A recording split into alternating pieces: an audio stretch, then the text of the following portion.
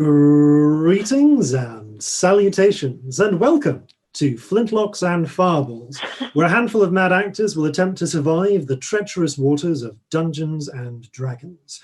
I am your host and Dungeon Master, Jason Phelps, and I am joined as ever by Robbie, Virtually Expo, Bellicom, Sam, Excellent. Virtual Export, Burns, and Ellie, Virtually Extinct, Sparrow. Hello! You can see our faces. Look at our faces that you can see. There's Why never do you happens. lean into the microphone to make loud noises? I apologise for that. RIP headphone users. Yeah. Hello, this is our first visual sort of stream affairs. This is quite exciting. Yes, we've done live and- shows and we've done podcasting, but we've not actually done this. Yes. So Yeah. welcome. So thank you very much to UK Games Expo's Virtually Expo for allowing us to come over and do this.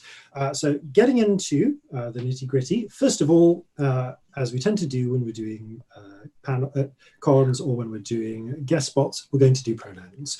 So we're going And also to, names, because and a lot names, of you because don't know us, necessarily probably. know us. So we're going to go around the table in surname alphabetical order, loosely, and introduce ourselves, our pronouns, and our characters' pronouns. So, Bobs, would you like to start?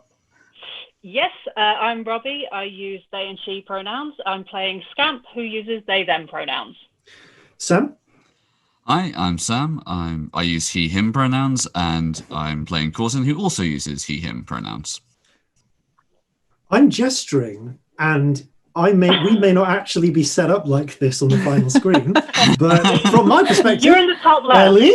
So Oh, you're in a different place than that to me. For me, you're over Ellie's here to below me. me, and Robbie's But- to the side of me. in Very this. brave. I have the stream up as well. Oh, Oh, cheerful. exciting. You I Of guess course then, you do, Robbie. Ellie? You're a treasure.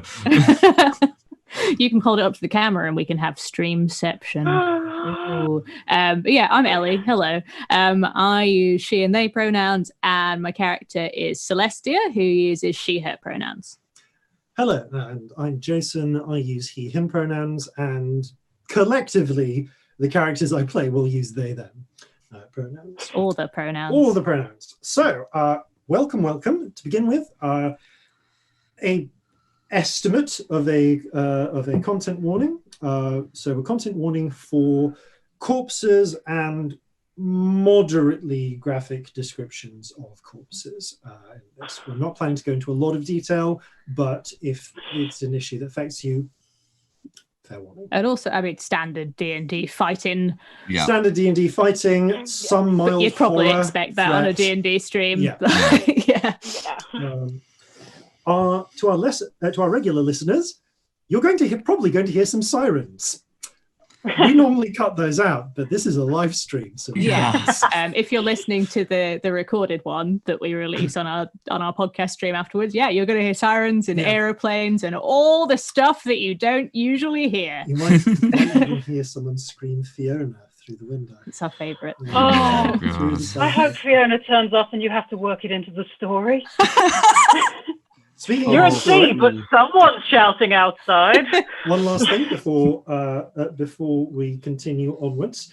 Two last things. First of all, if you, at the very end, those of you who've been watching can get the opportunity for a special Twitcher badge, and we'll have details of that at the very end. Yes, there'll be a link in the chat at the end if that is something you are interested in. And finally, just in case I've forgotten anything, any news from the present, future us?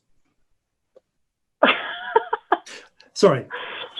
To our regular listeners, that will make sense. Now, with that in mind, it's time to begin Flintlocks and Fireballs. I'm sorry, but we're not going to sing because we're We far can't. apart We and are we really can't. work. We'll be out of sync with I each want- I other. know No. it's sad. There'll be a theme tune in the podcast episode, but there won't be Yeah. on the stream because we can't sing together. It'll be horrible. It's Yeah. either come before or after this. Either Yes. way. For our new people, usually there's a sea shanty there. Go and Yeah. find it It's on our really usual nice. podcast stream. It's very nice. Flintlocks&Fireballs.com. Yes. Smooth. It is the 30th of First Colours in the year of the Regent 1798. The crew of the Kraken's Bane are on their way to the 13 colonies of Eastern Sundom. There for a variety of reasons. But in this particular day, we come in mid-travel as they skirt along the northern coast of Western Sunda, near the Ferosian colony of Totona. It is chill, despite the equatorial location, for we tune in before first light. There is the dim, greyish blue pre-dawn light starting to come just over the horizon. And two of our party actually begin this asleep. So we're going to look into them first before I talked about what's happening to the awake one. Ooh. To begin with, we focus in on the captain of this ship, Captain Corzin Jorges, currently slumbering comfortably in his stateroom with his wife, Molly. The next room over, his son, Corzin Jr. Corzin, would you like to describe yourself, please? All right, Corzin is a 2'10" halfling man who generally is seen wearing a battered tricorn, brown waistcoat and breeches. At the moment, if he's spark out asleep, he's probably wearing less than that. Maybe just the breeches. Yeah. Family friendly. Family Yes. friendly. PG Samothy. the hat. Honestly. The hat, the waistcoat, and the bandolier full of weapons are by the bed in easy reach. But there is another member of our crew, the young ship's mage. Oh no, am I Full awake? to 10. Mm. Yes. Oh no. Currently slumbering away in their cabin. Scamp, would you like to describe yourself? Scamp is a teenage tiefling. They are about 13, 14, 15. Bright pink skin, curly ram's horns, sort of magenta eyes. And they will be currently curled up asleep with their pet monkey, Jeffrey, who does sleep in the bed. Because Perched why nearby. wouldn't you let the monkey in the bed? Of course. Perched nearby is Marjorie, that is your pigeon. as well. I just realised you can see me making these faces. Yes. Yes. Do you we feel can. self-conscious? Oh, wow. Okay. But our final member of this party is the ship's shantyman. Striding across the deck in the early morning is none other than Celestia Stardust. Celestia, would you like to introduce yourself? For a start, she's not striding. She's bumbling along looking for coffee. And Celestia does end of not a long stride in the shift for morning. So anachronistic rock star Drowbard is the best that I can describe her. Big dandelion poof of white hair, gold earring with a purple gem. The outfit is entirely silver and purple and entirely inappropriate for the period. Too tight, all the things. Silver dragon skin coat, silver dragon skin thigh boots, and a codpiece with a big old C on it for Celestia. Keep that PG-12 rating. Yeah. Speaking of anachronisms, here's the first one. No, So- right. Check. So there are other members of the crew aboard as well. There are some members who are people you are traveling with who are currently asleep. Celestia's former partner, Leah Leodon, is currently out like a log down in the cabins, as is Fighty Gubbinswick, Gnome Taylor, who is currently passed out after some pretty heavy drinking that only finished a couple of hours ago.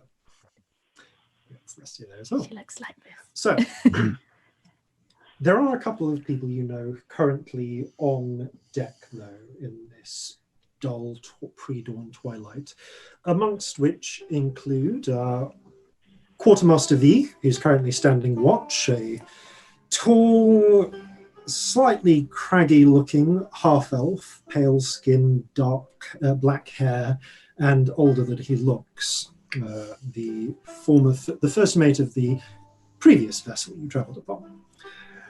There is also the hapless Alton Appleblossom, the head gunner, who's currently up doing watch as well.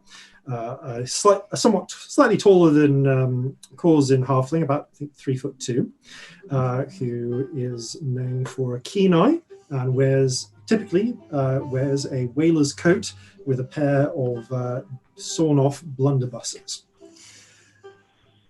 It is actually kind of difficult to see, though, because it being unusually cold, there is, hello Jeffrey, mist. There is mist. The chat mentioned his big eyes and I had to make them bigger. there is mist obscuring the horizon. Thick enough, it's hard to see more than maybe 100, 200 feet or so clearly. You maybe could beyond if another ship sailed close by. Mm-hmm. But Celestia, I'd like you to make a perception check, please. Ooh, how exciting. Okay. That is a 19. Ooh. There we go. There is something not quite right. You can't quite place it. You hear above just sort of something about the air, the way the currents are moving on right. You wander over to one of the crew who seems to be frowning up, and you look up and you swear you can see about maybe a dozen birds circling above. But looking up into a misty sky, perspective and distance can play tricks on you. As you see the birds diving, you realize, first of all, those aren't common birds. Mm-hmm. They're a lot further away, a fair size bigger, and they're not birds at all. Oh. As a dozen wyverns sail down from above towards the hapless crew. So, just for the sake of it, Celestia, yourself, roll initiative. Okay. Oh, no. Oh dear. Of being on my own in combat. Oh, it's bad as well. It's real bad. That is. Oh god, where are any of my stats? That's a 9. It's a whole 9. 9. All right. So rolling for those two as well. Okay. So as the clutch of wyverns just dive bombs directly down, they split into 3 different wings. One, a third of them going straight down, a third going to the left, a third going to the right. Those on the left swing down and begin just harassing members of the crew, slashing with their claws, biting with their beaks, swinging their stingers. As you see up close, these dragon-like creatures. You've met dragons before. A couple of them closely. These ones are different. Mm-hmm. They still have the same long reptilian sort of body, but they don't have 6 limbs like most dragons you've seen. They only have 4.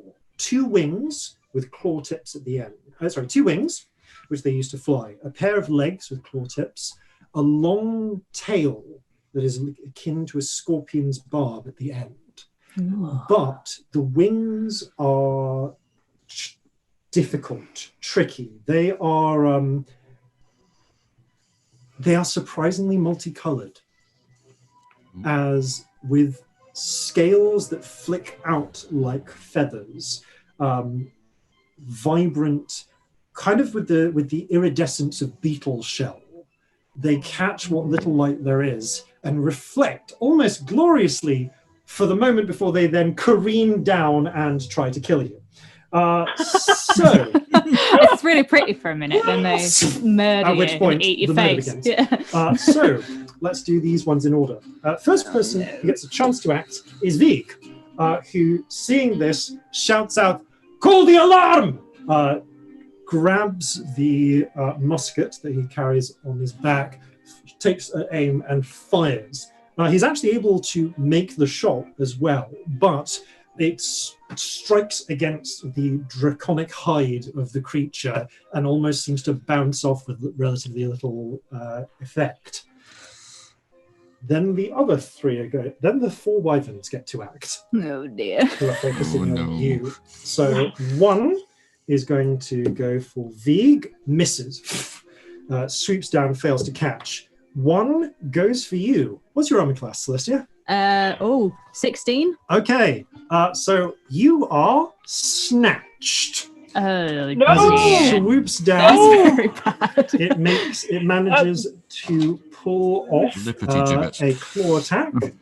You take 11 points of slashing damage, and you are grappled and dragged off the ship for an additional 80 feet 80 in towards the mists.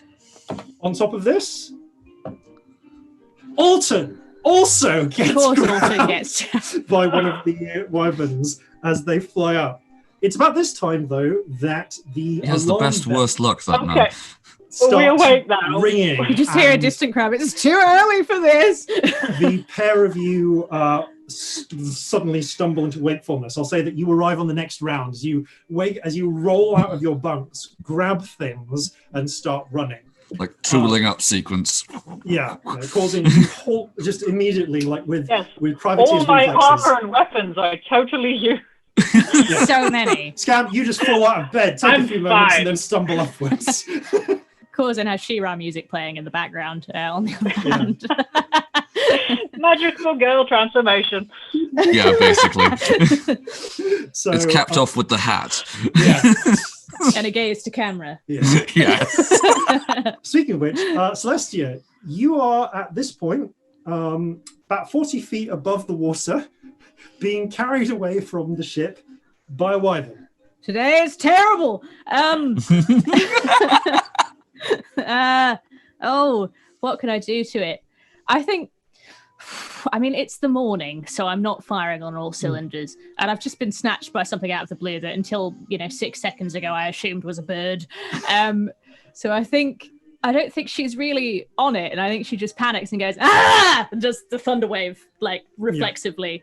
An important thing to note in the world of Calcinia is that there are a lot of spirits flying around, which is Indeed. where we all get our magic from. And- Celestia's one is basically a big sentient pride flag, pretty much. If you picture the carpet in Aladdin, but a pride flag, that's about Rainbow right. Spirit.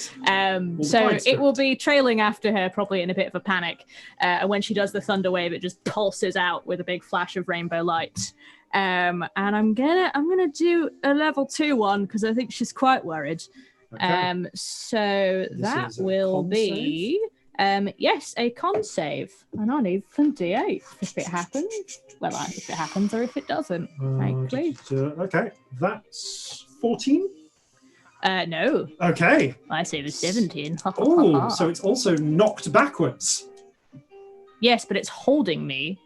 That's So true. I don't know if it just moves with me. If that's your Newton? DM ruling, really. Because the rule isn't let go of everything you're holding. The rule is that you're it's not. coming from you though, True. so I'm going to make it roll an athletics check. Cool. Just I'm going to roll to some that. damage while you do that. Fair.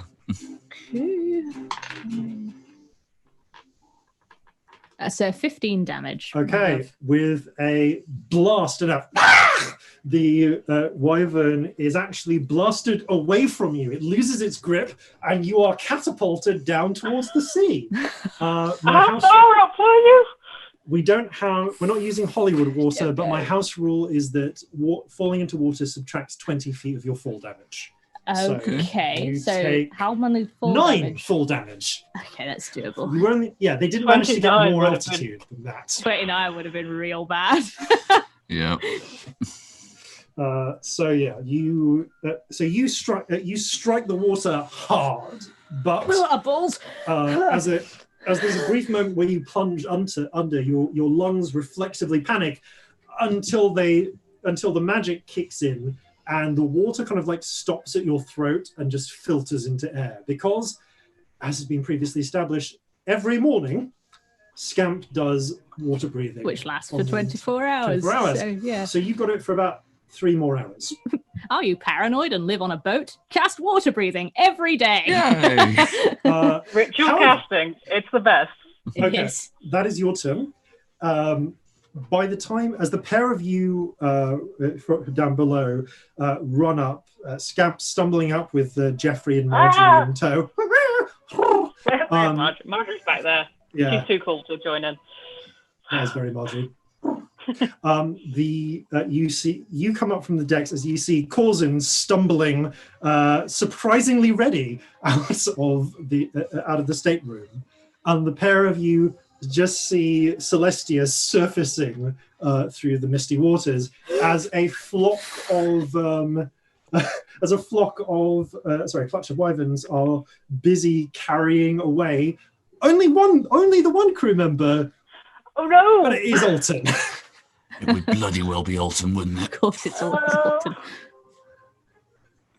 So, roll initiative, Scamp and Corzin, just in case. Initiative, right?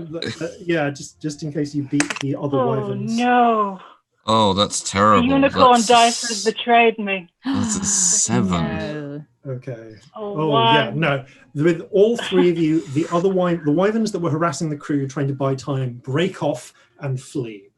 Following after, they start forming a sort of loose defensive wing around the one carrying the hapless Alton Appleblossom. Oi, let go! Let go! Hard port! Who is surprisingly not being stabbed to death, despite being caught in the claws and dragged away. Okay, as you call out that, the who's already run to take the wheel starts to oblige, but one of the spotters calls out, Captain, we've got reefs up ahead.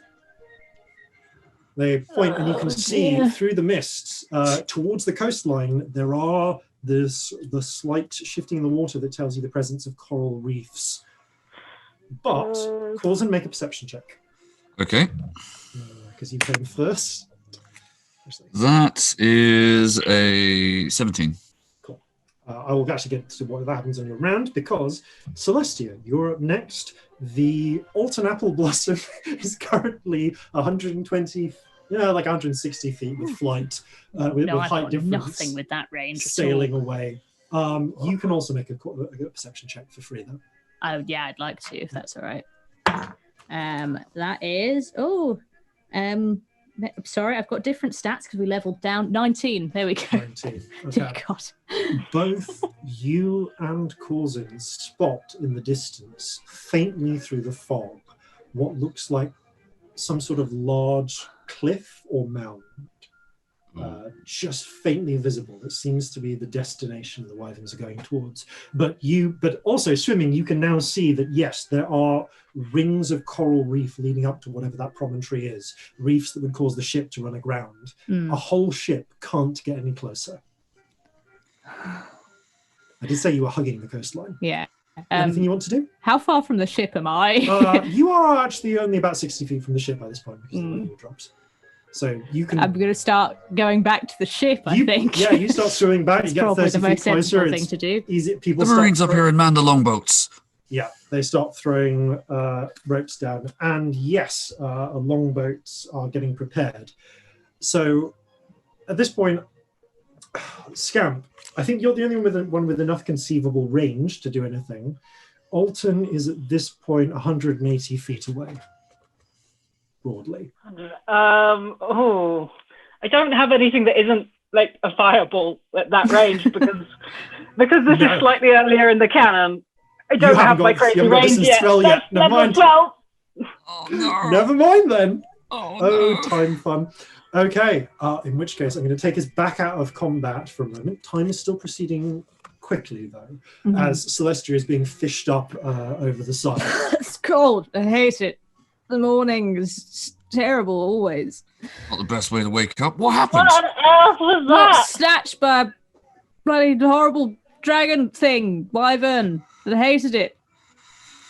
Right, well, they've still got Alton. Let's get into these boats. I mean, I don't know why we're worrying. He never dies. He'll be fine. I mean, I could make us fly. Would that be the quickest way over there? It's going to Yes, take- yes, it probably would. Yeah, the boats are going to have to navigate the coral, even though although the land boats will be able to get there, it will be slow. It will inevitably be slower than just flying. Shall we just pop over there? Might be the Tell best Tyler way. to take 12 Marines and follow us. Right, yeah. Will do, Okay, Captain. gotta work out what's more useful to twin it or level up. Probably level up. I will cast a level 4 fly Okay. on Celestia and Corzin. Okay. I'm going to take a minute to click my fingers lots and dry myself off. Yeah, Small press puffs of prestidigitation. steam come out.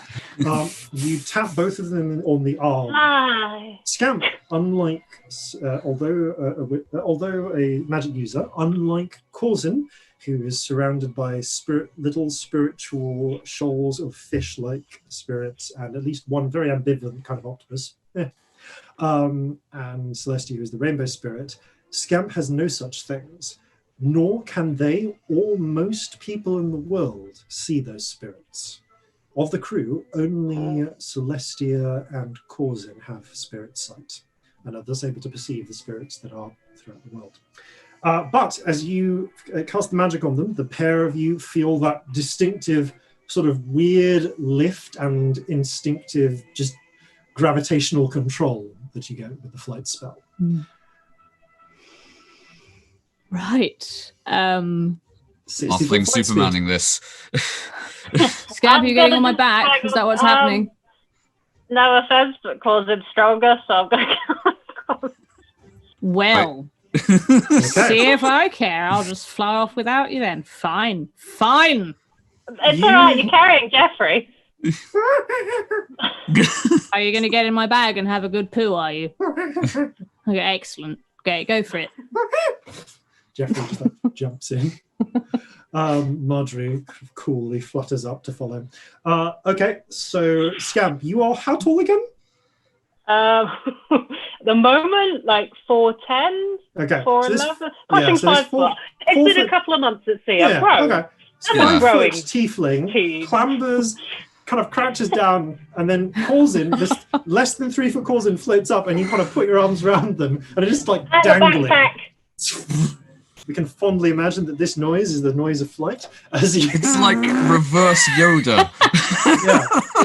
as the pair of you, the three of you, take off, sailing up and after the distant figures that have already faded into the mist. It is not a long flight, but it is an intense one. As you see the mists kind of clearing up above, as you get up and above them, you can see that there are a number of these sort of small basalt cliff islands on the edges of the mainland here, and this one is almost a straight upwards. It's not a mesa. What do you call it when you get a cliff that's eroded? So it's just like a single pillar. Oh. Yeah, it's Yeah. essentially one of those. Pillar Like cliff. it rises up like a tower from the sea. Yeah. But you can see that it is actually cracked down the middle. There's a crack that doesn't quite go. It's not like split in half like like those crushing cliffs in Jason and the Argonauts. It's almost like it's been cracked at the top, and you can see it's I'm still not bifurcated. going in the middle of it.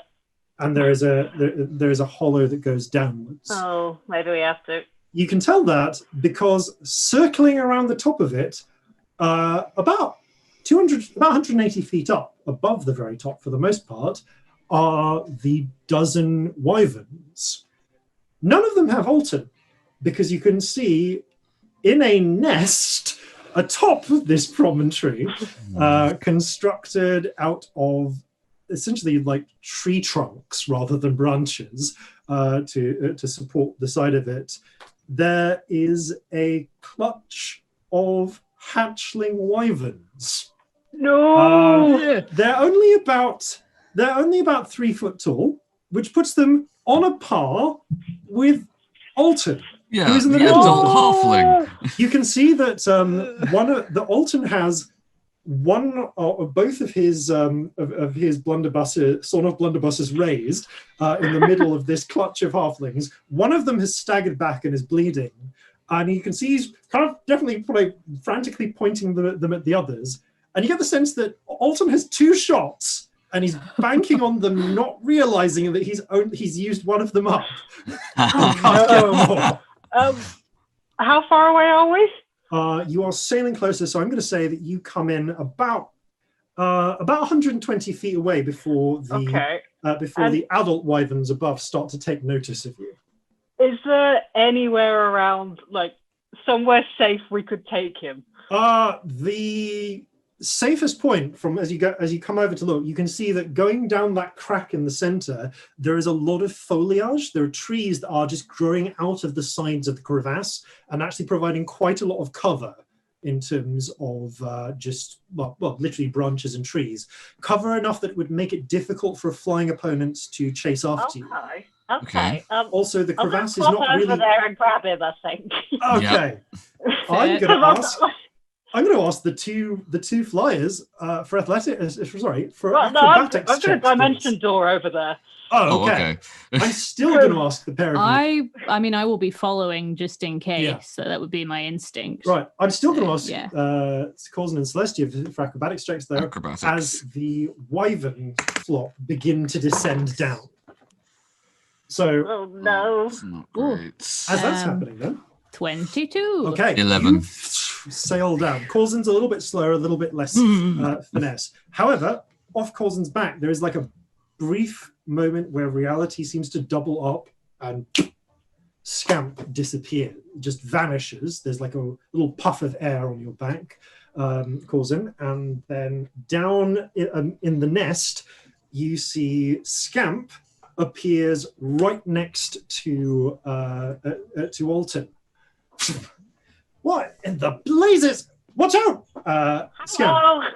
As you stand backwards on one of the branches and trunks holding this whole thing up, make a dexterity saving throw, please.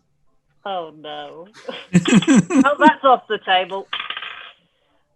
Oh no. I don't think I'm proficient, so that's a 10. With a distressing crack, you watch as the back half of the nest begins to just crumble and fall away. The hatchling wyverns just like run desperately, flapping their little wings to get aside. But you instinctively, you start windmilling. Alton instinctively grabs your arm, and the pair of you just teeter off the edge. Celestia, you are the one who is fast enough to reach down there and try and grab them. Can I try and grab both of them? Is that allowed? Oh no, they're holding on to each other right now. Okay. Alton is holding onto Scamp with a death grip. But that's why I make you roll an acrobatics check. Because as the pair of them fall, you zip down, weaving between the tree branches from up above, smacking your face into a few twigs as you go, and you manage to catch Scamp about 20 feet from the bottom. Pausing, you careen down after them, and you can hear from above.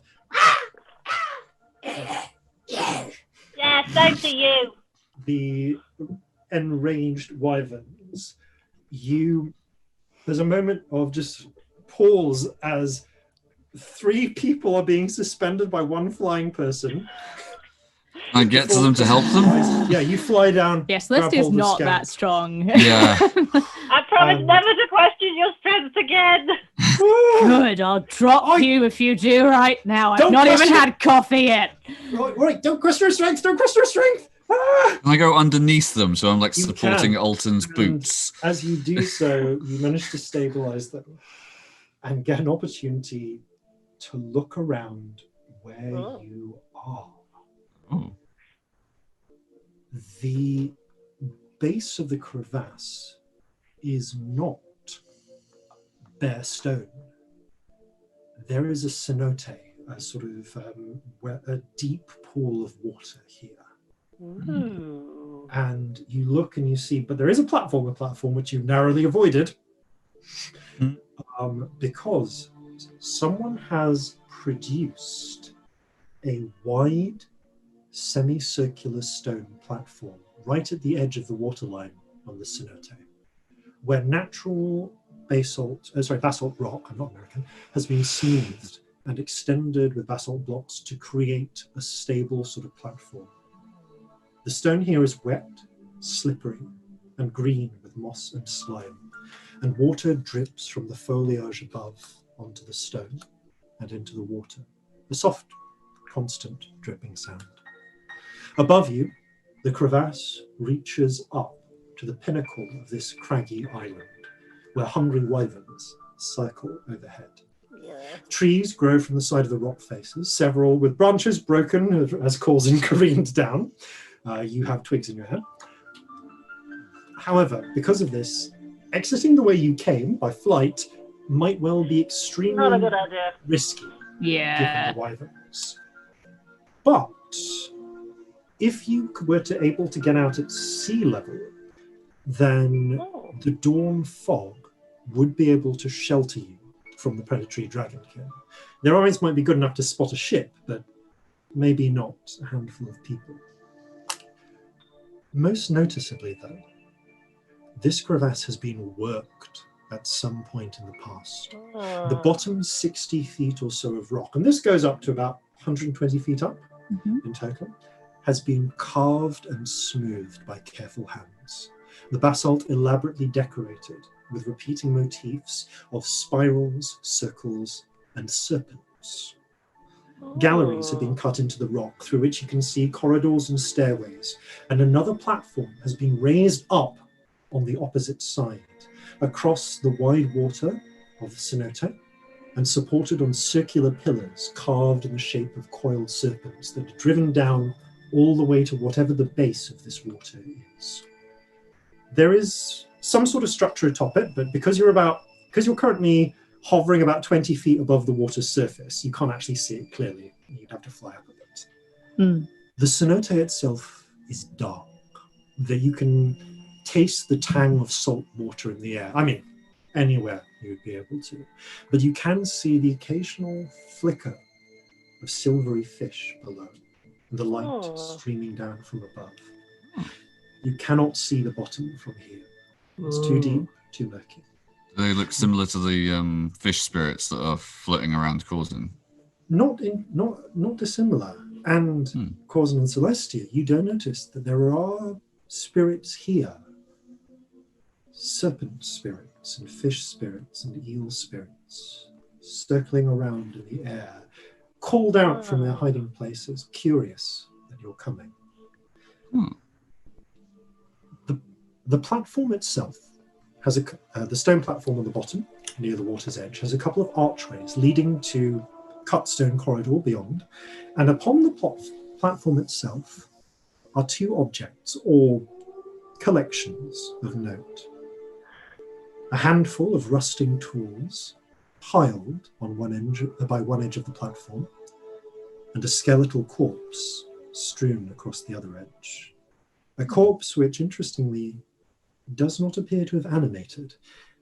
In Calcinia, corpses left unburied for more than a day are likely to come to life by themselves. This one and we don't question it. It's normal where we're from. It's always happened. Sapient corpses just do that. You can kill a bear and it's not going to come back. Something will prompt us to question that. It has Maybe not this campaign.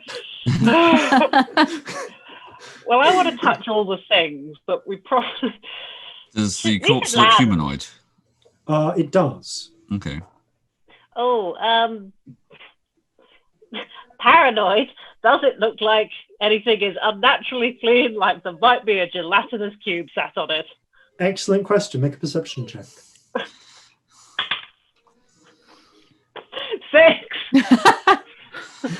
Everything's fine. It's totally safe. I'm sure nothing's 6. there waiting to dissolve us. Not that you can see. Everything looks kind of slimy and old. If it were sat on top of it, wouldn't it have just slowly dissolved? So there's a skeleton and there's a pile of tools Was there a passage or just a platform? So there's the platform, and at the back of the platform there are two archways. Okay. To a pair of corridors. And that seem looks to like go maybe from the the best galleries. way They seem to- to go around this cenote and up. Okay, so that might be our best bet to get out. We should land. We Yeah, should definitely we I land. should. really Really appreciate heavy. that. Yeah, Says you're really heavy. That's all right, Alton. I got you. the four of you land. Sorry, who are Awesome. you calling weak this morning? Could I just say that again? I don't remember. No, that didn't happen. No one here was weak. Thank you.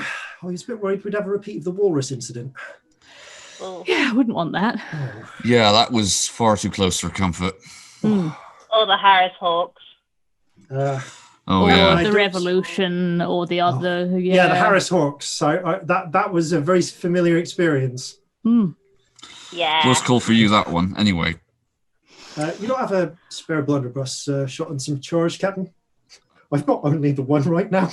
Yeah, he Thank you. gives him one. I'm just gonna offer you What mine. are these Otherwise, I called? never use mine. You don't carry the big shot, the slug shot. No, that's true. So I want to look at the tools. Yeah, how long have these been here, do you reckon? I want to do a detect thoughts to see if anything's here. That's what's good. the range on good detect idea. thoughts? 30 feet. Yeah, so it would be once we get there. We are so paranoid. You wander Oh, yeah. over towards... Hugely paranoid. Okay. Or experienced from another point of view. Paranoid. Okay. You wander over towards the tools. Mhm. I'm going to talk about the tools first and then give you the response Yeah. to that. So you can see there is a little pile of tools. There is a rusted sledgehammer, several rusty chisels, a pair of oars, and some rope piled up by the edge of the water. But there is no boat to go with these oars. Don't touch the water. Weird. All right. Maybe we should throw something into the water and see what happens. Nothing bad has ever happened in a fantasy. I think that's always a great way to test something. I've got several stories that would contradict that, and we don't have time to go into any of them right now. Anyone have any things to throw into the water? I have so many things to throw in the Alton water. reaches into his coat, pulls out a slightly shriveled apple. We'll chuck it in. I was kind of saving this for second breakfast, but sure. Plop. You I'm see going the to apple- hold on to Jeffrey just in case he thinks it's fetch. No. To get some ideas. Oh, Flick. the apple sinks, fades out of view. Some of the little silvery fish dive after it. Well, that was anticlimactic, wasn't it? It fades out That's- I of was view after expecting about tentacles That's and not teeth. normal. After That's about not normal. 30 That feet should down? float. Oh, sugar, you're right, it should. Sorry, the apple bumps on the water. Sorry, physics failure by the DM now. The apple bobs on the water. Some little silvery fish come up to nibble at it. Yeah, boring. As it bobs, it slowly drifts to one side. Huh. A little bit of a Currents. current. No, it's not a Right. current, that's an apple. You see Alton sort of snigger. I feel I should have taken psychic damage for that. Mm. Speaking of which, you pulse out your detect Yeah. thoughts. Temple X-Men style, Nothing as within ever. 30 feet comes to you. But something connects.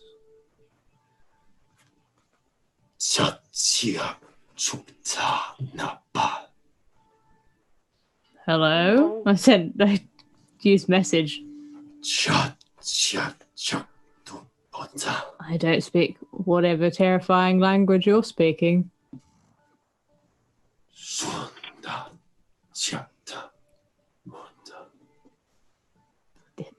Celestia Stardust, nice to meet you. Oh, that's going to go down really well.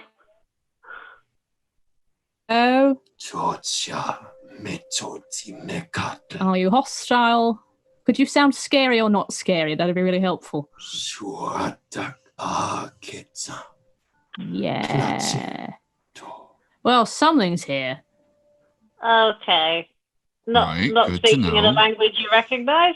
And not within 30 feet, and you're not getting a mind sense. Within 30 Oh. feet. So it specifically like contacted me. Yeah. I don't think that was detecting the thoughts. I think that was a message. Oh, Are we all right to spend a couple of minutes and I can cast comprehend languages in case it gets in touch more publicly? That might be a really good idea, to be honest. yeah. I can't do it on anyone else, unfortunately. We'll Might cover take a these while. tunnels. Yeah. Yeah, do you want to... I'm just going to do another little message. What other languages do I speak? Nothing helpful, I don't think, actually. Okay. Do you speak Elven or Dwarven or Undercommon or Dark Elvish? I say all of those in the different languages. Any of them. You just get... Does it sound like a language I'm familiar with? Like, have I heard this Ooh, before? roll an intelligence check. Kind of good at that sometimes. This time it's not that bad. That is a 16. It Okay. has some linguistic characteristics and similar with the language you've heard. You heard that one time you went into the past, into the body of a Yonti priest. Mm. Oh. Might be Yonti. Snakes. Okay. That might explain something. Does the Well, I'm going to keep scribbling. Okay. Give Do. us a couple of minutes.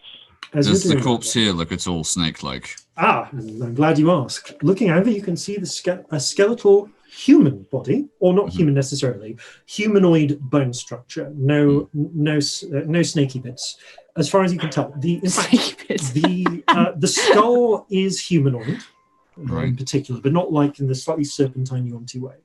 The flesh of the body has been long since stripped or rotted away. It might have been eaten by birds, honestly. You can see a number of brightly coloured birds perching up above. But the tough leather boots and coat of the body do remain. How would you like to examine it? Cautiously. With what in mind are you trying to find? Give it a poke. Well, yeah, all right. I was thinking more like any identifying markers, clothing, or... Make an investigation check.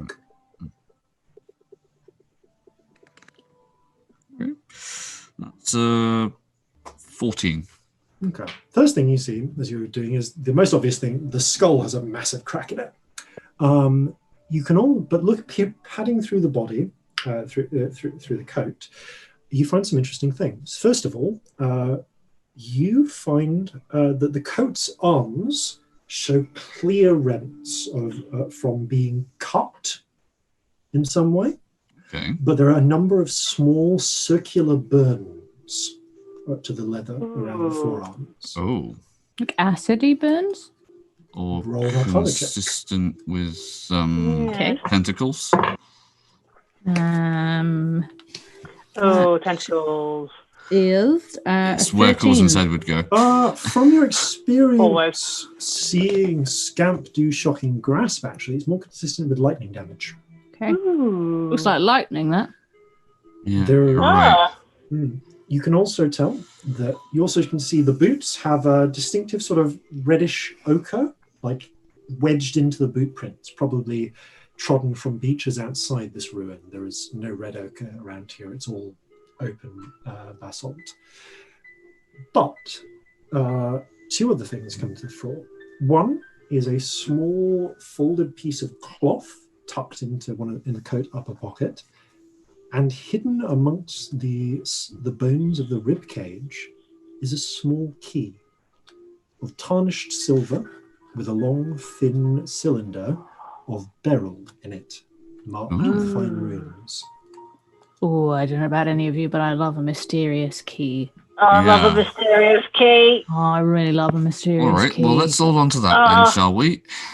Do you think these clothes are magic in any way to survive when the body's so picked clean? It's the magic of being coated with leather preservatives that are particularly unappetizing to birds. That is fair. Yeah. You look at these. Yeah, these were tarred at some point. Like, this is some hard wearing ship gear. Wow. In fact, it does actually look like sailors' clothes. Maybe there were some other unfortunate who got picked off the deck of a ship. The folded bit of cloth, by the way, as you pick it up, do you pull it out to examine? Yeah. Yes. Pull it out to look at it. You can see traced onto it is a rough map of the coastline here, with a little circle around this island, and someone has just written, has drawn some like little V shapes near it, and has scrawled, "Reefs, bring a rowboat." Okay. All right. Good to know. Right. Okay. Well, it's Well, good that glad we didn't try and bring the ship. Yeah. Well, Right, we can get us out a bit. We can meet up with the little boats. yeah. Yes. Hopefully, Charler will be able to weave in between the reef. It's about the time that Scamp finishes their ritual that... I do need to ask, is this map made of people? no, it's made of cotton. Okay, thank you. That is, for anyone new, that is actually relevant to the story rather than just a question that Robbie asks whenever we find a map, which is an amazing alternative. Really, We did not find a what's map happening. that was made from people skin once. More than once. Bits of the same, but yeah. Yeah. No. Yeah, twice at least. This map, despite being cotton, has survived by being wedged solidly into the leather coat. Okay. Well, that's all right. So, about the point where you finish the ritual, Scamp, drawing with your colouring book and gaining the power to comprehend languages, Celestia, you're kind of glancing around and you see someone in one of the corridors, just at the edge of the eastern corridor. Yeah. There's a halfling there. Halfling woman, about as short as Corzin, wearing sailor's clothes and a broad hat over some pigtails. Hello? What? The figure stands there, looks at you, and you realise there's no colour to her. She is silvery and grey, and it's like all the colours being washed out of her, and she looks up at you with white eyes. Oh, no. Might be a ghost. Can we all see it? You can all see it as soon as Celestia calls out and look over. Are you a ghost? Because we're really good with ghosts. Yeah, it went really well last time. The halfling doesn't respond. The other halfling, Alton, goes, "I'm pretty sure this is a ghost." Yeah, it looks pretty ghostly. Can we help you? The Any business need resolving? Oh, I point at the bones. Are these yours? She steps forwards, looks to them, tilts her head, shakes, and then wanders towards the tools. Oh, are these yours? Tilts her head, steps over, kneels, touches one, and as she touches it, seems to turn into just soft motes which spread across the water. Oh. And come back together into the form of a silvery rowboat with one person on it, sat kind of at the cocks, looking ahead. The oars are moving by themselves. The water is not responding to them, but it moves through the water. And you see her look to one side, then to another. And you hear her voice echoing as if from the past. "Certainly looks like it. Creepy old temple. No wonder he picked it." A pause. A pause. "Well, don't get any funny ideas. That chest will blow us sky high without these." And she grins and flips up a key, a different key, and folds it into her jacket. "Shame about the others." The boat reaches the shore, and the image crumbles and reforms into the ghost of the halfling. So you were trying to get something in there, but it went wrong. Stairs.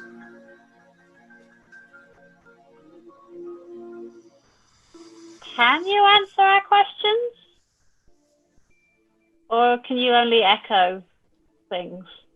Tilts her head, and Scamp, you hear in your mind a voice. Which translates Yes. retribution must be made. The scales must be balanced. Okay. Scales must be balanced. Excuse me? What? How would you like retribution and scales balancing? The punishment must fit the crime. Punishment must fit the crime.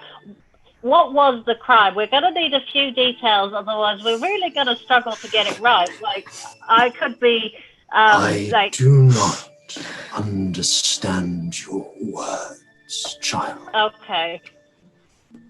The punishment What must fit was the the crime? No, You know, that's if you really speak helpful. slower and louder, that doesn't mean that somebody's going to understand you in another language. No. Bear witness. They bear witness. That's all you got. Coulson will turn to Alton and say in Halfling, "That's some right strange stuff, that." Yeah. What? I thought maybe I was being confusing with all the words.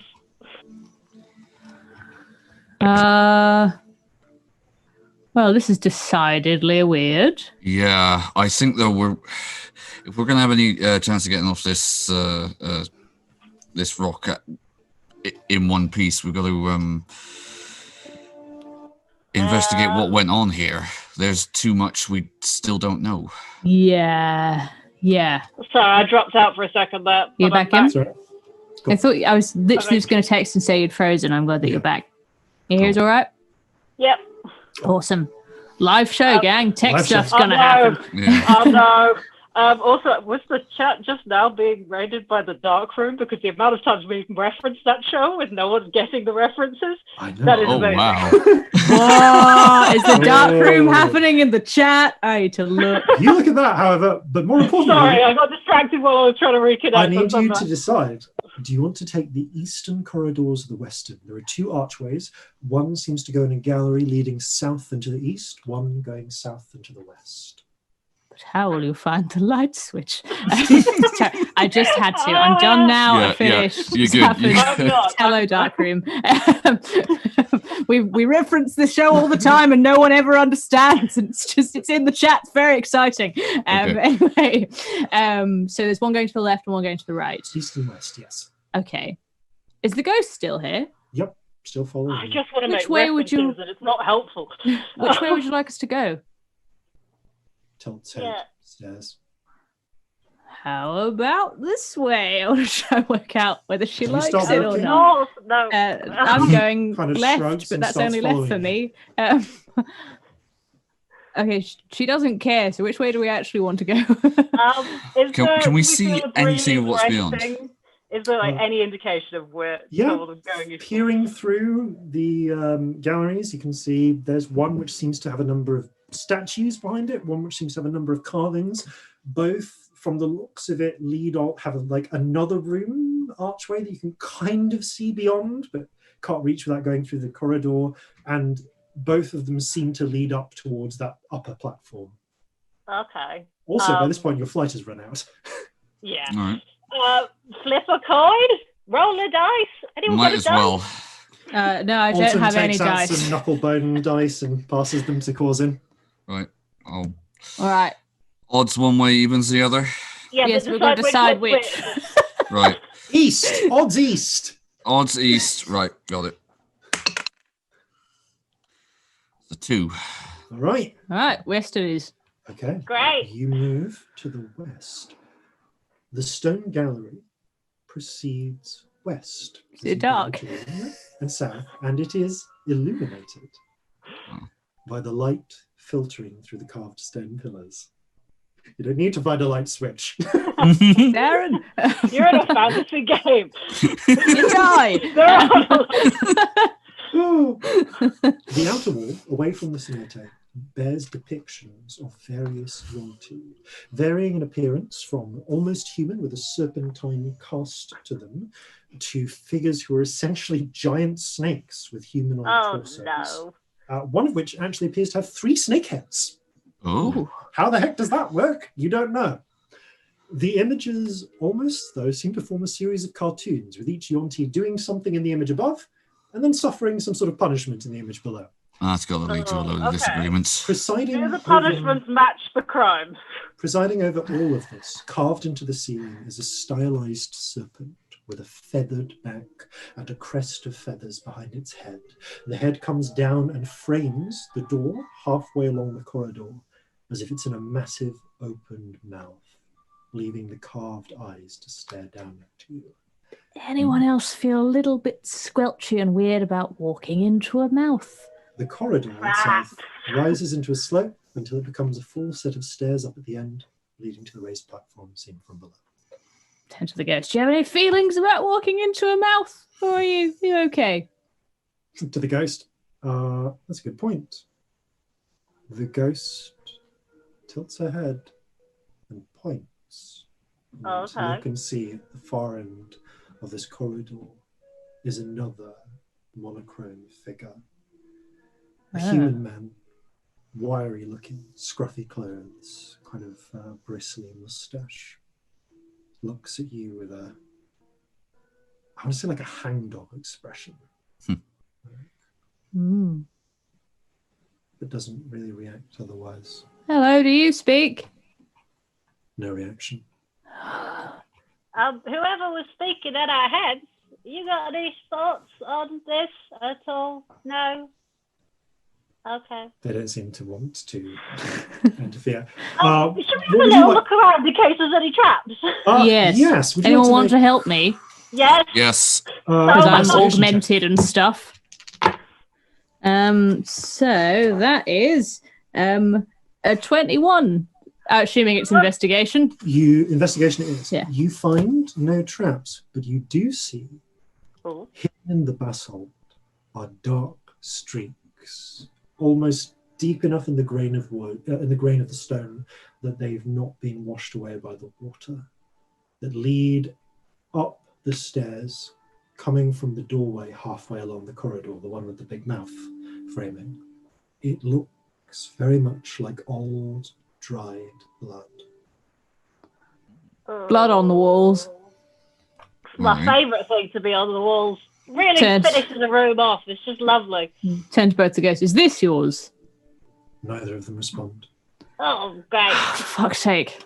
But you do see, you do look at the images. I'm not supposed to be doing proper swearing on here. Apologies. You're allowed one. I'm allowed one. On blast. Yeah. You I was allowed one at an important moment, though, and that was not it.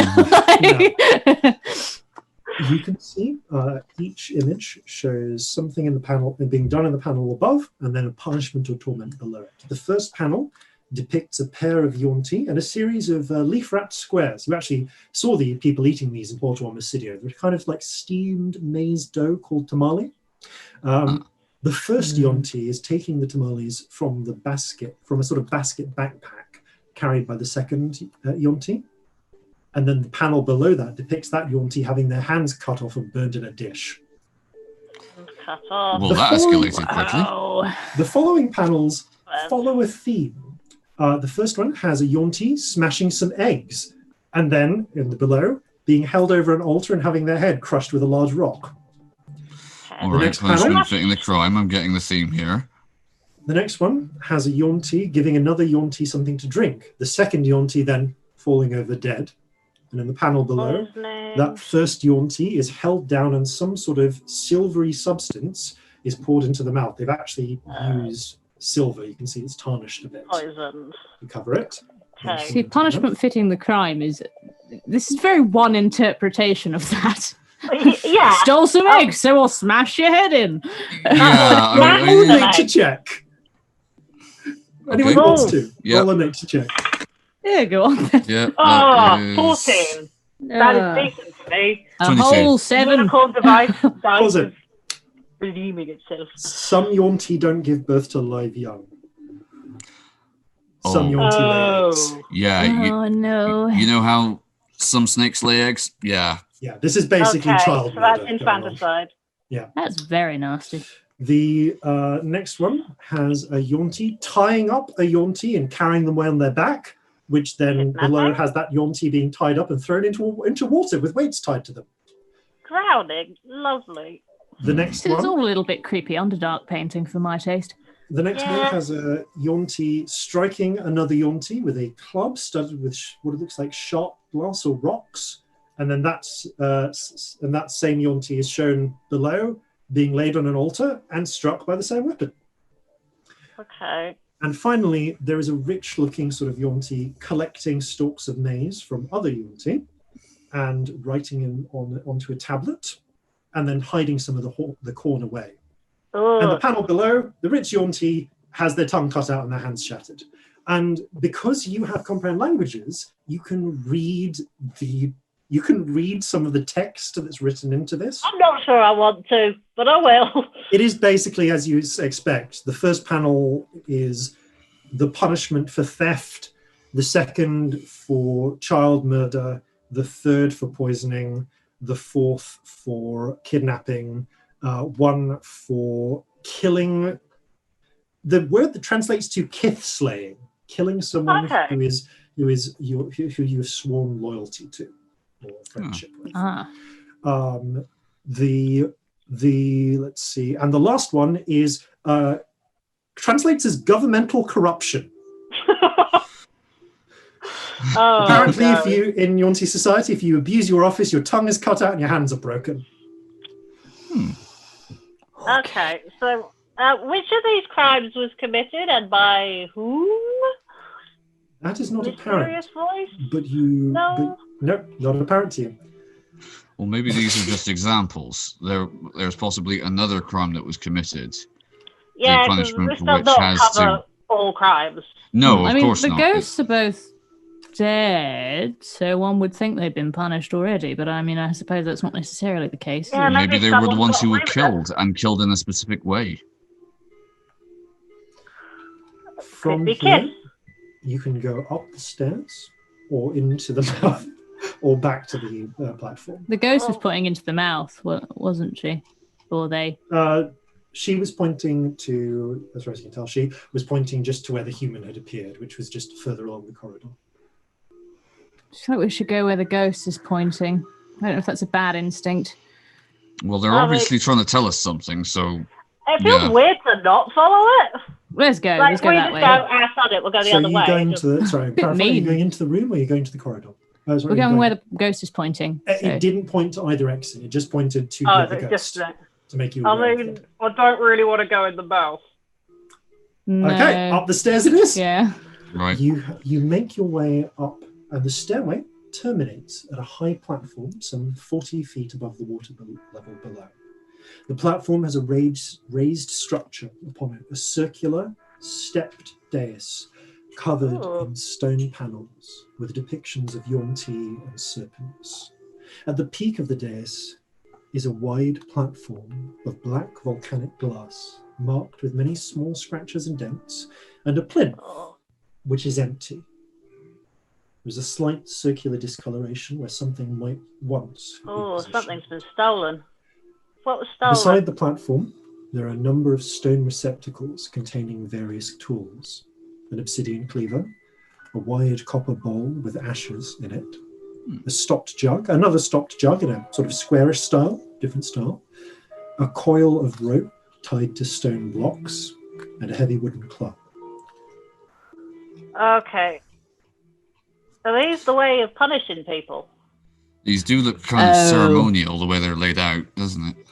Oh, these Wait, might be which one- punishment Are they all tools. here? Which one's You missing? can all the ones as far as you can tell are here, except for the club with the shot bits on. The one thing actually I will say is there is also carved into the dais. You can see on the plinth there is writing, circular sort of curly writing, which again you still have a little bit of comprehend languages left and are able to translate.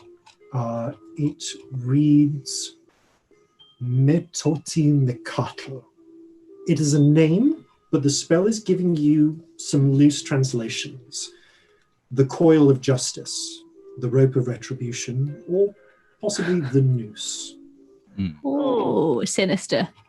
Very sinister. All good, all bad. And below it, a pronunciation.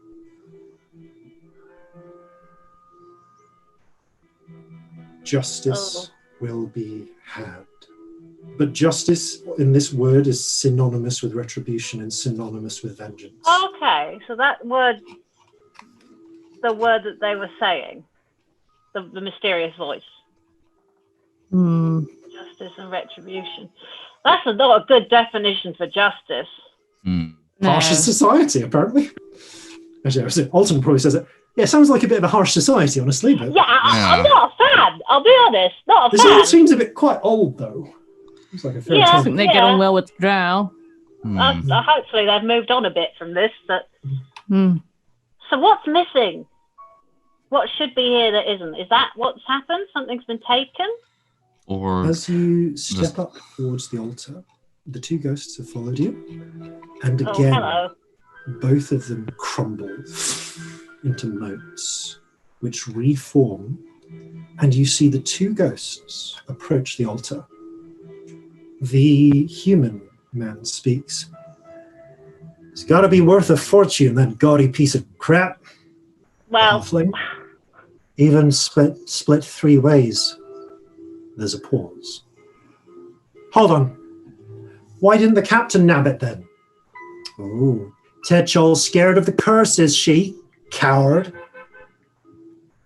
Seriously, what if it is cursed? Pause. The two suddenly jerk backwards. Shit! Bass, you all right? A pause. They crumble and reform into the two pale figures, staring. Actually, no. One figure reforms. The human man reappears. There's no sign of the halfling woman. Instead, all you hear is a soft, ragged breathing.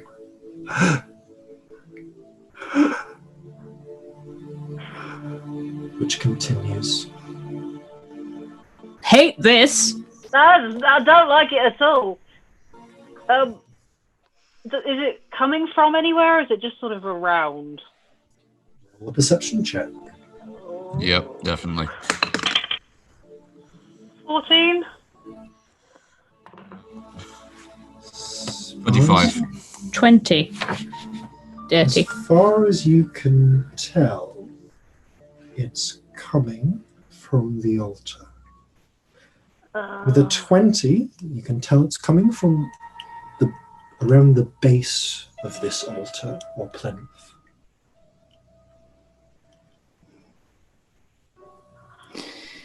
Hello?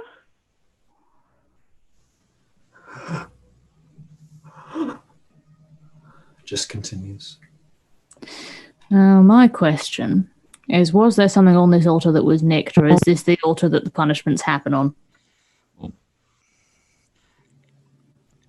Is there anything on the altar to indicate that it was used for executions? Would you like to make an investigation check? Certainly. I will help. Thank you. You know what? You help me. Mine's better. Yeah, I will help you. Yeah. The pair of you examine. That's a 23. You take some time to look over the altar. It's about this point that your comprehend languages fades. And you find a few things. First of all, the discoloration on that plinth definitely indicates something has been taken from it. You can also see there are a series of glyphs around the base. Only like 10 minutes. It's been 10 minutes, yeah. It's an hour. Has it been an hour? Was it an hour? Oh, no, it's been 10 minutes. Sorry, it's not. If it lasts an hour, then you're fine. You're still fine. It's not been an hour yet. I thought it lasted 10 minutes. The base, there are a series of glyphs around the base, blackened and burned in appearance. You can see that, judging from the obsidian platform, the scratches, the cuts, the marks on it, they look consistent with blades, with long use. This is probably where the punishments were enacted. And you also notice one of the stone panels below the dais, there are a number of these like carved stone panels that form the base. There's some very soft scratches on the floor beneath it.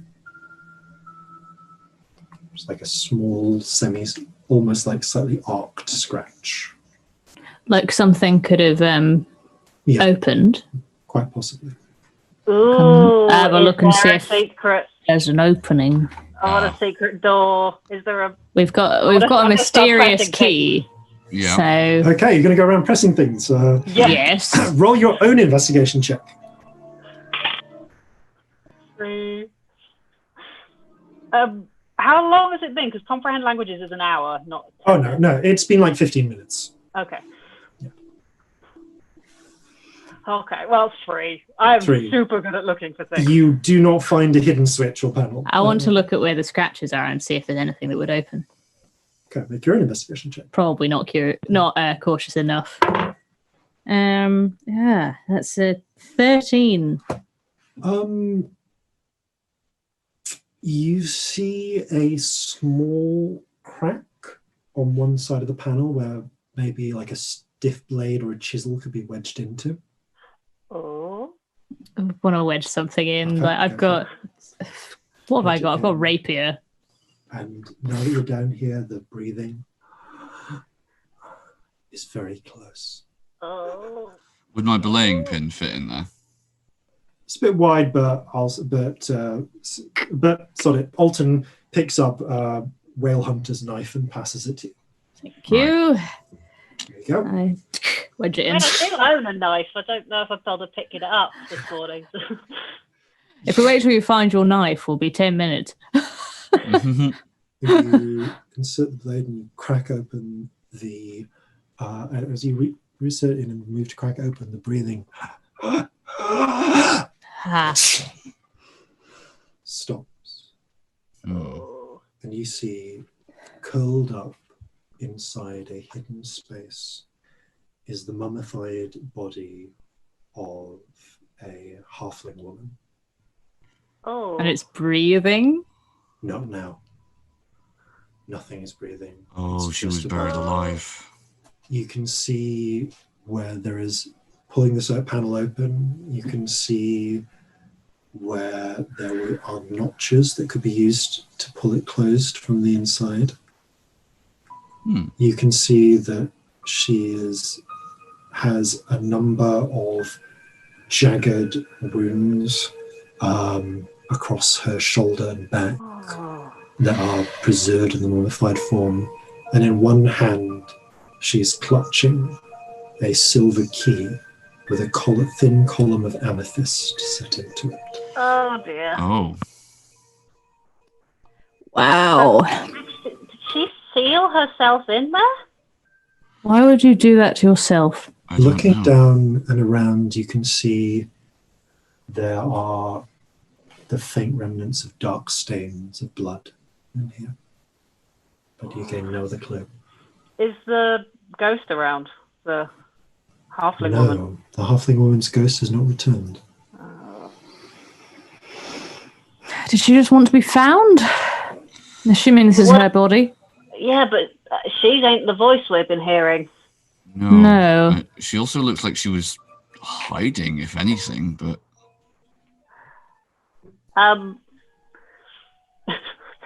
Terrible idea. If the crime is theft, the punishment that they're looking for is a hand being cut off. does she have both hands? She does have both hands. She doesn't have to. You make a strong point. I make a terrible point. This is not a good thing to do. No, probably not. Is the thing for cutting off hands here? There is a big glass cleaver up above. Oh, I hate it. I hate it. I hate it. I hate it. I bet the surgeon does it. What? Who said that? It wasn't me. Right. Fine. Give it here. Oh, yeah. As you- And then we have to burn it. As you pick Oh, up, it's not risen, the- has it? it is not. No. In fact, neither. Oh, of the that's bodies weird. you've seen have risen. Why haven't they risen? I don't know. Do a religion check. Okay. 11. 18. Oh no, 1. Okay, Scamp, you are convinced it's because this place is just fucking evil. It's No, evil. It's just evil. It's just evil. the So the cousin- dead don't rise. maybe it's really not evil. Yeah, it's weird. The cousin, you are aware that some places, especially cathedrals or powerful sites of divinity and religion, have been known to be consecrated in such a way that those who are buried there do not rise, even if they haven't had the last rites performed on them. Oh. So like the whole place would This- do That that. makes sense. This has got, well, it does make sense, doesn't it? It would be Oh, a is this a religious sanctum? site. Does that mean we can't poof out? I don't know. Ooh, possibly. There's no easy way of checking. We've been that. getting messages. Yeah. But we've been getting messages within. Yeah. We've not been True. sending them out. Let's assume it is, unless I think we should really assume it is. know otherwise. Yeah. I really think we should cut off the hand and burn it. Right, let's get on with it I'm then. sorry. You drag the body up to the I platform. agree with you. I hate it, but I do. You got the cleaver, and causing you hear.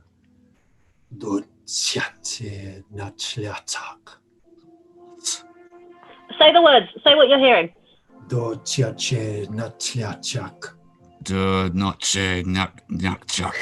You get a slightly mangled. Punishment must the fit crime.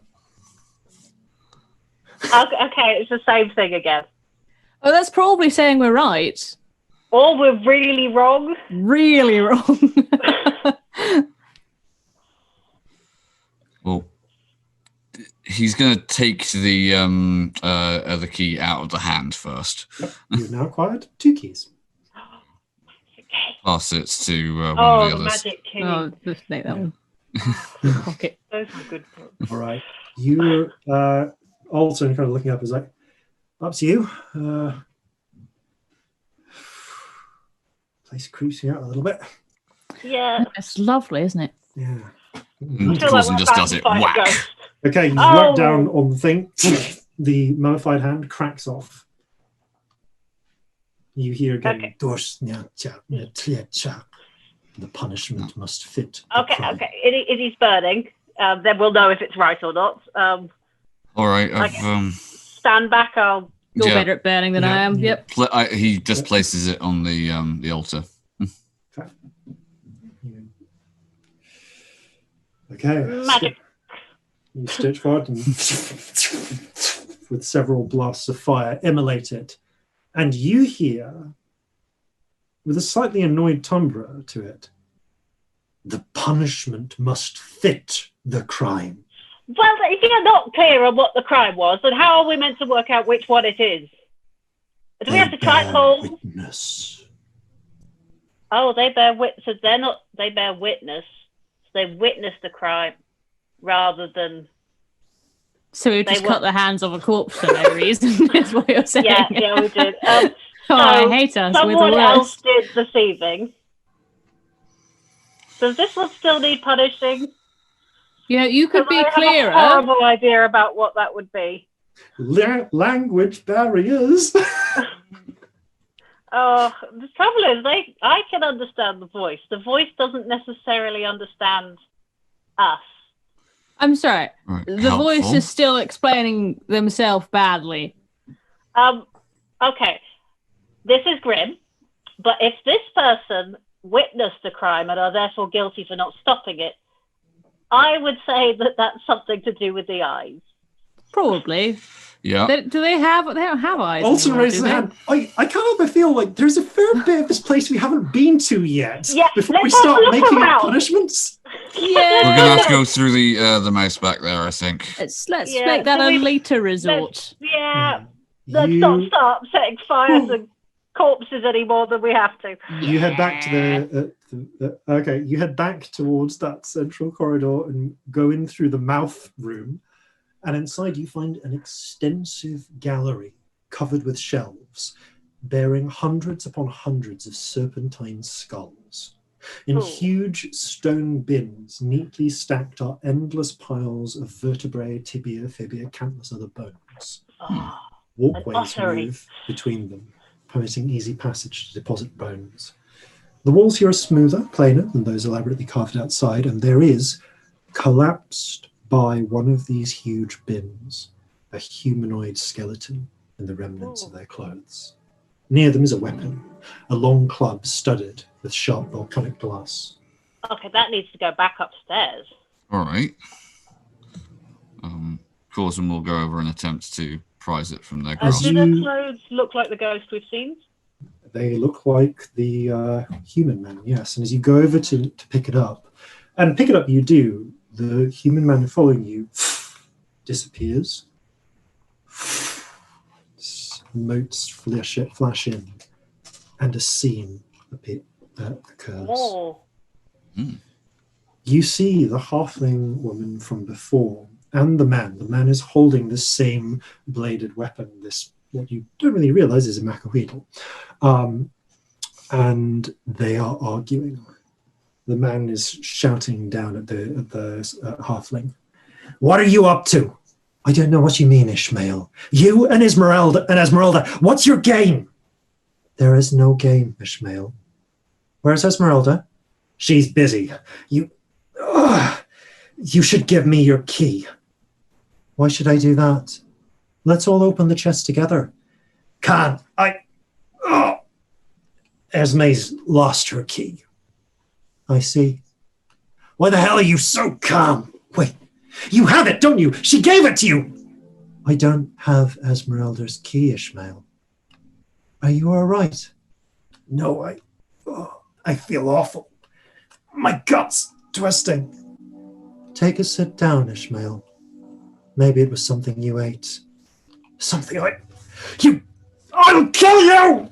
You see the human man hack at the halfling woman, at this lady. She is struck across the back with a grievous series of wounds from the bladed weapon as she turns to run. He raises the blade for the weapon for another strike, but then doubles over, clutching his stomach, and collapses before he can finish her off. Poison. She staggers out of the room. Poison, but also stealing? The image fades, and both ghosts are now gone. So this one here done a murder of someone who was an ally, potentially? Yes. But was already poisoned, possibly by that person. I don't think we can poison the body upstairs. I don't think that's going to work. No. Probably not, no. Are there And I any don't think other we can murder this corpse. Are there any other entrances or exits from this room other than the door we came in? It's just back to the door you came into. So hang on. I'm confused who's done what crime. So, sorry. I know that I'm throwing off the horror atmosphere here. But the human man had a tool in his hand, what he could have stolen. Yes. And also probably poisoned his friend. Or was he the one who was appears to have been poisoned? He was the one who was poisoned. So we don't know who did the poisoning, yeah? We don't know that yet. But the halfling got by this guy with his big club. Right. But we don't know that's what killed her. So what crimes did everybody do? So he might have... This dead man here killed Kiss So it's someone who they were loyal to. Okay. But they were poisoned by an unknown person, either this person or Esmeralda, who we have yet to see. Right. Was that the body? Or is Esmeralda the other one who we saw, whose hands we just cut off because we're idiots? That was probably the halfling. Yeah. Lady? Right. What there was about a the big one gash with the down her oars? back, so that would make sense. The first one we found, was that Esmeralda? You've not met a ghost of an orc yet. Right. You've thus far found the bodies of an orc, a human, and a halfling. So do we look for more ghosts? There is another whole corridor to check. Let's check the other corridor. Yeah, let's check that. We love a corridor. Let's go to a corridor. You head back out and check How these do you two. know? I would like to We've not been especially look out stealthy for keyholes. I'd like no to doors proudly in mention this how we've entire not been area. stealthy at all. We've Yeah, not been stealthy, have we? Goodness. your voice echoes we were off the seeing Stenoto that walls. ghost. My coat's not even on the stealth side. I was wandering along the deck like 20 minutes ago. Bright silver. Yeah. So you head along the Eastern Corridor Gallery, which is much the same, except that here there are a large number of statues of either full-on serpents or Yuan-Ti, with varying degrees, many of which carry weapons or tools of office, actual weapons placed in the statue's hands rather than stone ones. Below one of those is indeed missing their weapon. Below each of the statues is a line of stone panels depicted on above all of them, carved onto the ceiling, is once again the great feathered serpent, whose mouth comes down into another door leading somewhere else. Mm-hmm. The corridor rises up onto a slope until it becomes a full set of stairs, but before it can reach the upper platform, some sort of collapse has caused 3 of the pillars to crash inwards, blocking casual passage up the stairs to the raised platform. Brilliant red fungus, like fluffy incarnadine wisps, is growing on this broken stone, where the dripping water from above is soaking it. And also, you see the monochrome figure of a heavy-set orcish woman with a leather coat, hat, and boots. Esmeralda? She tilts her head. I don't suppose you did a poisoning, did you? No comment. I don't suppose you've got anything useful to say.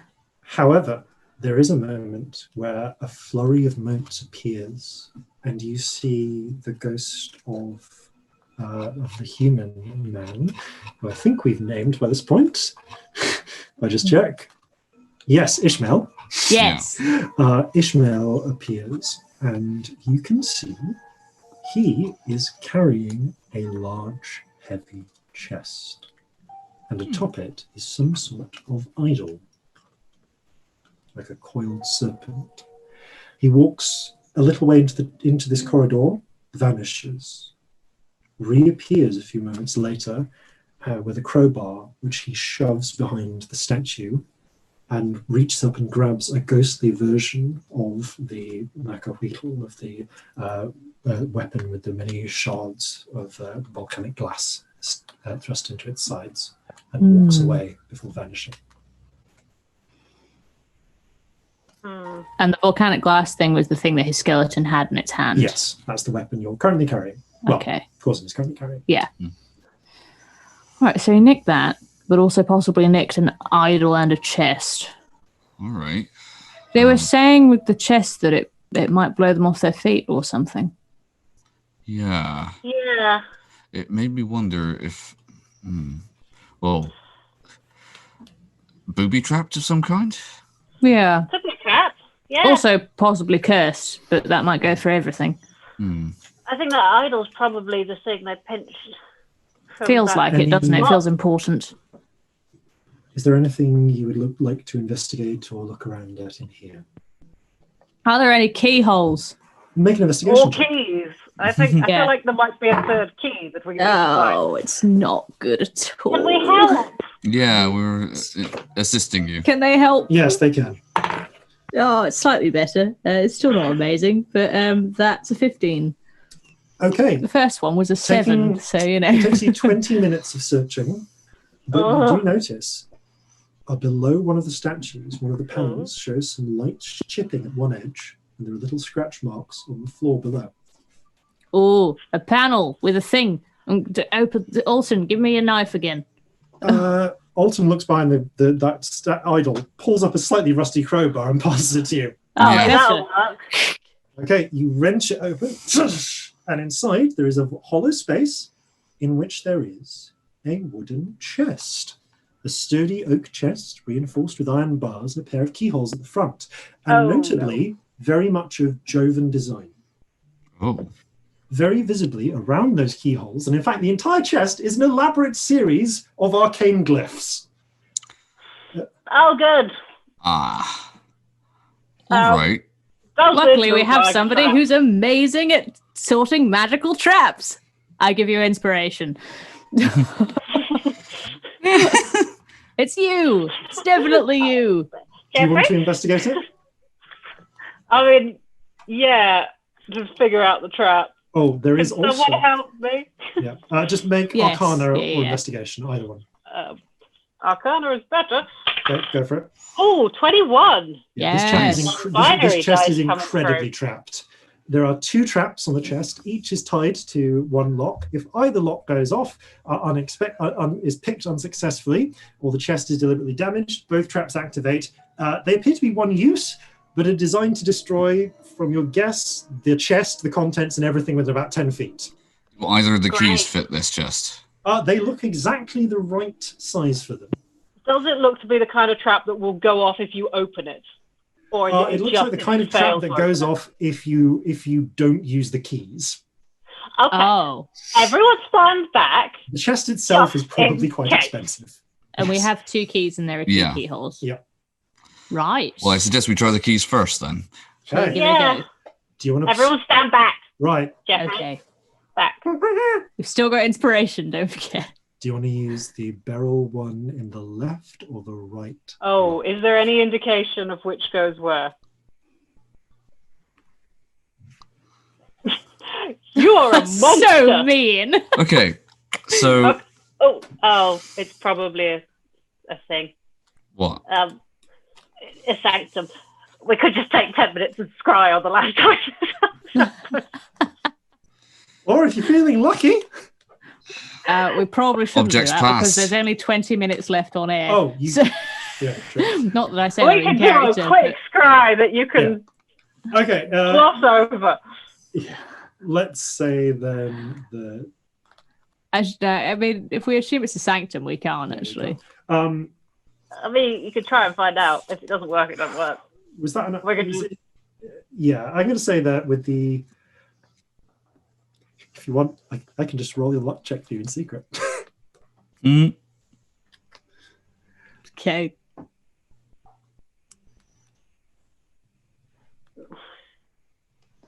Take one. Oh, what a face. Can I bend fate and add to that luck check? Yes, you can. I'm going to send those sorcery points, add a 2 to whatever you've rolled. Everyone stand the hell back.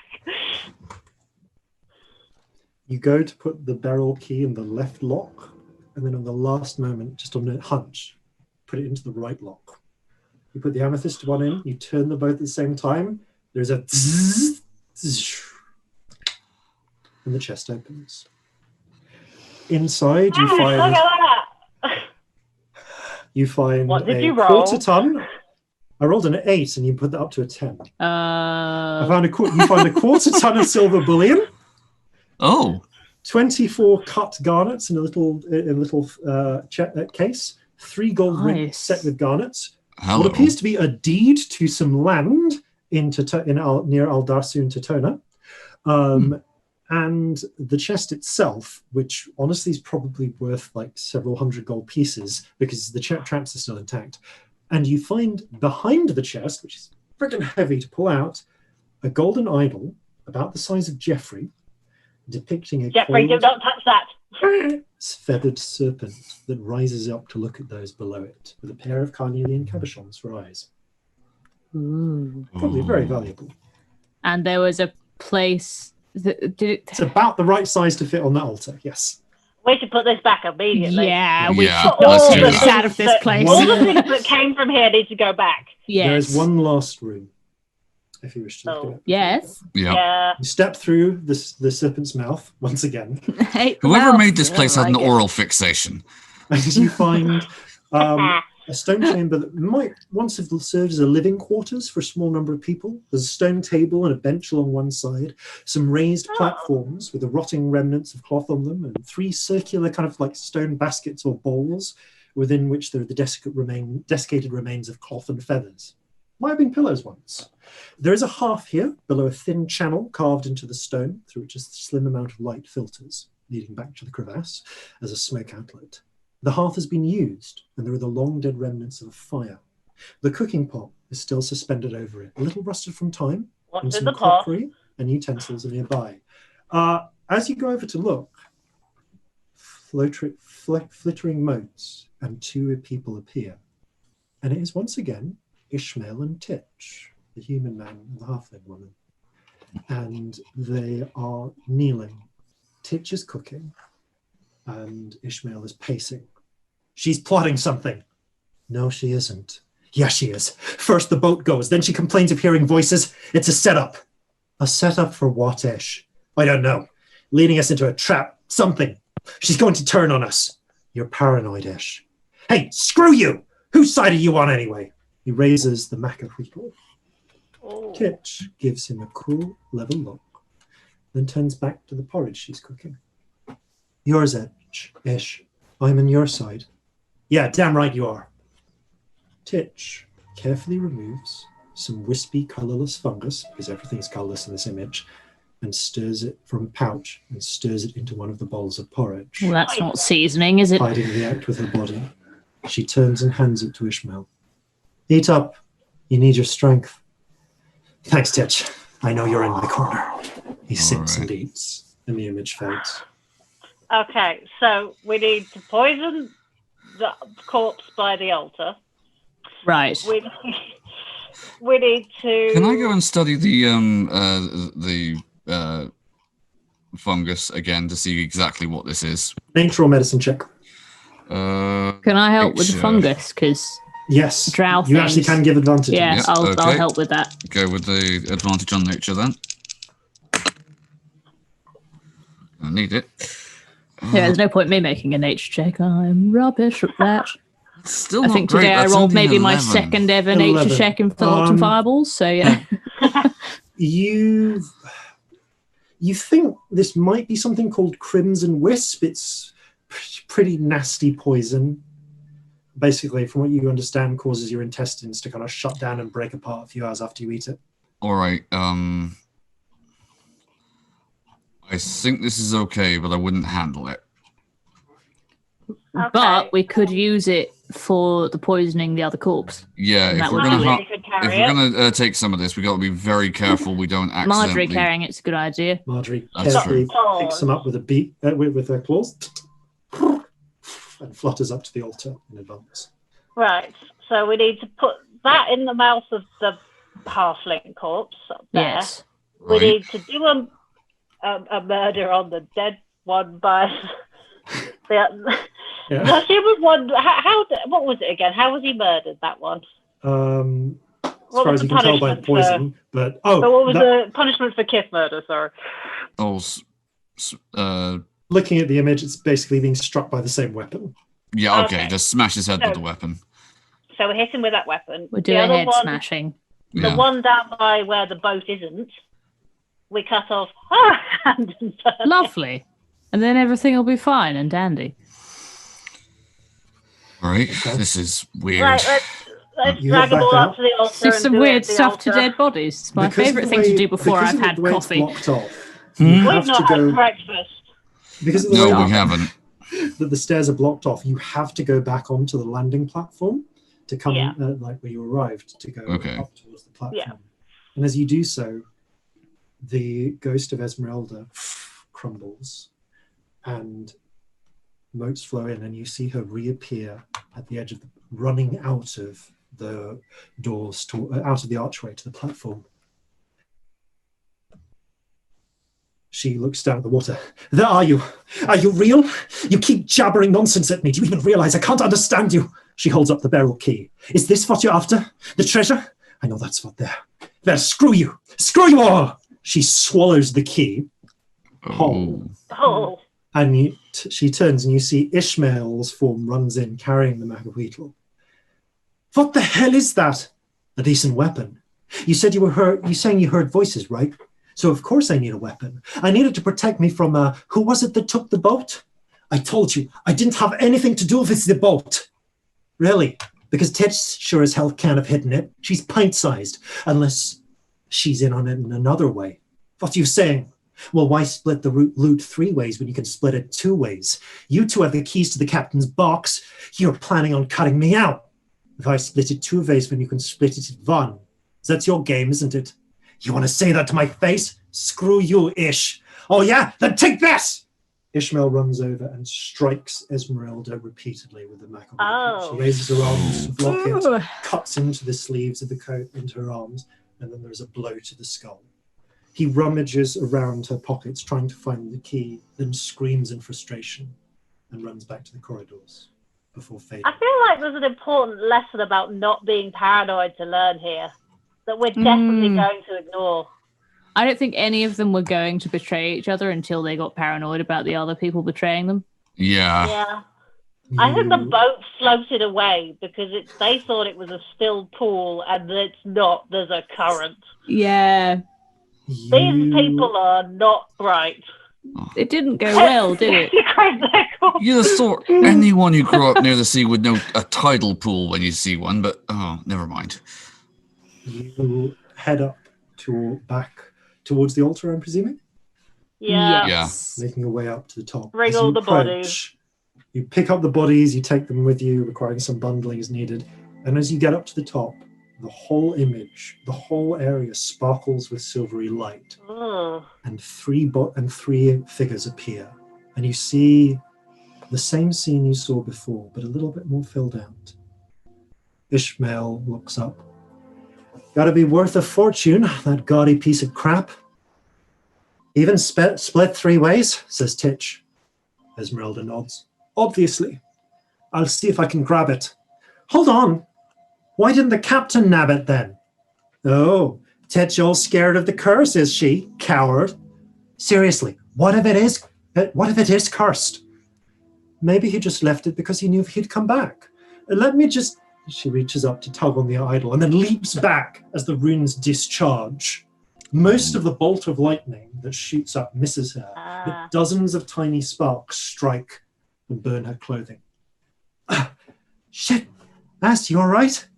Fuck! Right, one was forward by mistake there. Gone over your limit. That was close. Let's just bag this damn thing and go. She bags the idol and the 3 of them vanish. Right, let's put that idol back and fix this quick. Yeah. I'll be back. Some chocolate. Which of you guys want to pick up the idol? I'll do it. Okay, you stand up, Right. make your way up, and place the idol. The water below begins to churn and rumble. This doesn't look good, does it? There is a sort of low building to it. What do you do next? You feel like you have limited time.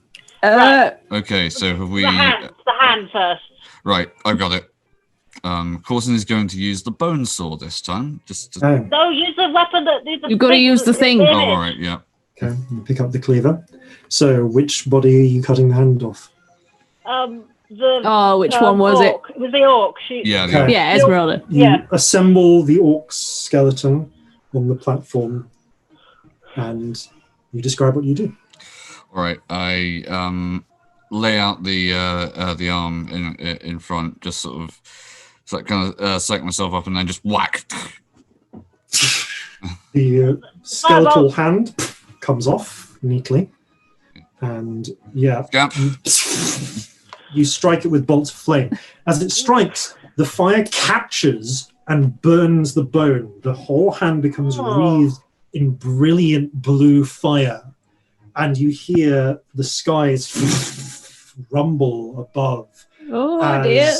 There seems thunder out of just a misty sort of sky. That seems to, the hand just burns until ash. All right, so Marjorie's placed the fungus Yes. with the halfling. So we've just got the man We'll left. do that. No, we need to. Next to it's probably not enough. I think we need to. Yeah, it needs to be like in the mouth. Yeah. All right. Let's do it. I think I've got some tweezers here. Yeah, you take some from your surgeon's kit, which you do carry as back with everything. Pick it up and carefully force the fungus down into the throat. This is weird. It's As you pull weird. the body out, as you pull your hand out, the mummified jaw slams shut. Ugh. Oh. And there is a sort of shuddering, and the body seems to start melting into ooze. You see actually the body with missing the hand as well. Something seems to happen to it. And you see one silvery figure appear. Beside her, another shorter silvery figure. Two of the ghosts watch on from the edge of the platform. As this one is poisoned, there's another crack of thunder and a bolt of lightning strikes down the middle of this crevasse into the water. Oh boy! Quick, next one. Yeah. Okay, Right, you bring the man in here. Hurry up! you drag up the body of Ishmael and place it onto the thing. Who does it? Cousin, you're the strongest. All right. Okay. Whack! You raise the Mahuitl and smash through the skull, the largest part you can. As it does so, cracks spread down every bone in the body, splitting it and crumbling it. A third silvery image appears. Oh, it went like glass. And with a roaring and a roiling, the waters below part, and rising up out of them, easily like 20 feet in diameter, is a massive serpentine form. Bright blue and silver scales, feathers in blue, white, and navy blue down its back, and a crest of feathers around its serpentine head, with two wheels of silver for eyes. As he rises up, you see Metoti Mekatl, the rope of retribution, has patterning along his scales along either side, not far behind the crest. Patternings in black on the scales. On one side they're intact, they seem almost looking like forked lightning. On the other side though, the scales are dented, broken, scarred by what, causing to you almost looks like a cannonball strike. And as the lightning strikes again, electrifying the whole serpent, and you watch as out of the one intact in like black markings on its side, a wing spreads out of living lightning, like a bat's wing with crackling arcs along the spines. Another arc emerges from the broken one, but doesn't quite form into a wing, more like a sort of erratic crackling lightning arm. And some part of you knows this creature cannot fly anymore and cannot escape this place. But seeing this done, you hear the voice echo, burning through each of your minds. Scamp, you're the only one with a translation. The scales are balanced. Retribution has been wrought. What? And now I may rest, and so may they. And the intact wing swings down through the three ghosts, and as it strikes, they seem to crumble into light white notes and float away on the wind, much as the spirit of Corzin's lost companion did almost a year ago. The Coatl looks down impassively at you, shifts its tail in the water, and you see the water level below sink. And below where the water level was, you can see there is a passageway leading out towards the sea. And rising up from the water is an old rowing boat. Oh. Well. Right. Justice has been served. And with a it splashes down into the cenote below. But the water level remains lowered. The boat floating. Oh, we've got a boat. We could Anyone leave that. for leaving immediately? Or suggest we leave before this thing changes its mind? yeah. I Oh, call no. quits, right. A little bit of a trip on the sea. Really fancy Yeah. it right now. Uh, Nice Didn't seem to have breeze. any issue with that chest, did it? No, Great, No, let's grab that. Grab it. go for Let's it. have Crosby, that. you help me. Yeah, we run with it. Lug You this want to fly? quarter-ton Can we fly? I chest can fly. down to the boat, get it in, and just start furiously rowing. Even as, indeed, the water level does slowly start to rise up. Oh Before my. you just get out of the hidden passage in time to go onto the rocking seas, as the water level in the cenote returns back up, blocking off the exit. And then it's done. The sea is quiet and peaceful. Well, as peaceful as the sea gets.